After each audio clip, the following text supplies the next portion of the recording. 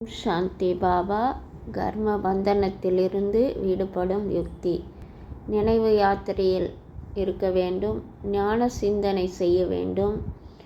ஒரு பாபாவிடம் மட்டும் நம்ம அனைத்து சம்பந்தங்களும் வைத்து கொள்ள வேண்டும். யாரிடமும் புத்தி செல்லக்கூடாது. பேட்டரி சக்தி கடலாக இருக்கும் சர்வ சக்திவானிடம் யோக ஈடுபாட்டில் இருக்கணும். தன் மீது நம்பிக்கை, முழுமையான நம்பிக்கை இருக்கணும். தெய்வீக குணங்கள் என்னும் சிறகுகள் இருந்தால் கர்ம பந்தனத்திலிருந்து விடுபட்டு விடுவீர்கள்னு பாபா சொல்கிறாரு. இது பாரதத்தின் கதை அப்படின்றாரு. பாபா நமக்கு புரிய வைக்கிறாரு. காலையில் செல்வந்தராகவும் மாலையில் ஏழையாகவும் இருப்பதை பற்றி சங்கம யுகத்தில்தான் குழந்தைகள் கேட்கிறார்கள். இதை மனதில் தாரணை செய்ய வேண்டும்.